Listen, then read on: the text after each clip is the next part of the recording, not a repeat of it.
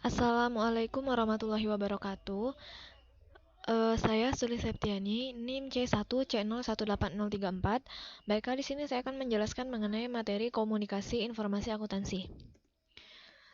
Materi pertama yang akan saya jelaskan yaitu mengenai komunikasi. Komunikasi itu adalah proses di mana informasi dipertukarkan antara dua atau lebih sistem yang ada dalam lingkungan umum. Nah, sistem ini mungkin berupa individu, organisasi sosial, hewan, atau mesin.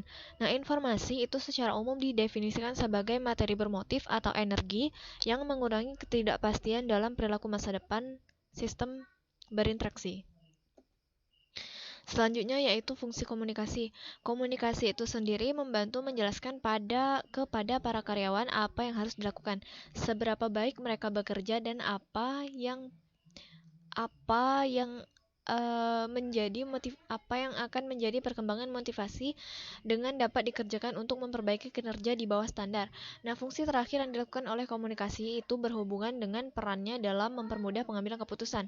Nah, komunikasi ini memberikan informasi yang diperlukan oleh individu dan kelompok untuk mengambil keputusan dengan meneruskan data yang dapat digunakan untuk mengenali dan menilai alternatif-alternatif pilihan. Selanjutnya ada model-model komunikasi. Yang pertama yaitu ada model Loswell, kemudian ada model Shannon-Weaver, kemudian ada model SMCR Berlow, selanjutnya model Wesley McLean, dan yang terakhir yaitu model pemusatan komunikasi. Selanjutnya ada variabel-variabel yang berpengaruh pada komunikasi akuntansi. Yang pertama itu ada sumber. Ada dua aspek sumber yang dapat mempengaruhi proses komunikasi. Yang pertama yaitu kredibilitas sumber, yang mana di sini secara umum itu diakui bahwa semakin kredibel sumber dari suatu pesan, maka semakin besar efektivitasnya. Kemudian kesamaan antara penerima dan sumber. Komunikasi yang efektif itu akan lebih mudah terjadi ketika sumber dan penerima adalah serupa. Selanjutnya itu pesan. Barlow mengidentifikasikan 5 elemen pesan yang sebaiknya dipertimbangkan ketika menganalisis komunikasi. Yang pertama yaitu penerima, kemudian saluran, perlakuan pesan, organisasi pesan, dan elemen-elemen pesan. Selanjutnya, ini lanjutan dari yang tadi, yaitu analisis penerima. Pengetahuan mengenai penerima dapat digunakan untuk mendesain pesan yang lebih efektif dan menyampaikannya melalui saluran yang paling sesuai.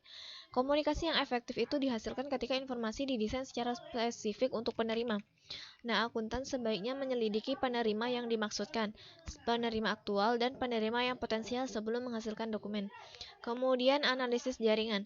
Nah, pada dasarnya penjelasan struktur komunikasi dari suatu organisasi dihasilkan dengan memeriksa arus informasi antar komponen dari sistem tersebut. Nah, komponen-komponen itu dapat berupa individu, kelompok tugas kecil, atau organisasi formal secara keseluruhan. Selanjutnya itu yang terakhir ada umpan balik. Umpan balik itu merupakan pesan yang dikirim oleh penerima kepada sumber dalam menanggapi pesan awal. Umpan balik ini memungkinkan terjadinya pertukaran ide. Nah, dengan demikian tujuan komunikasi adalah pemahaman dan bukannya arus penyebaran informasi satu arah dari sumber kepada penerima. Umpan balik ini memastikan komunikasi yang efektif, yaitu pemahaman ide di antara individu dalam jaringan sosial atau organisasi formal. Baiklah, itulah tadi materi yang dapat saya presentasikan. Apabila terdapat kesalahan dan kekurangan, saya mohon maaf. Saya akhiri, wassalamualaikum warahmatullahi wabarakatuh.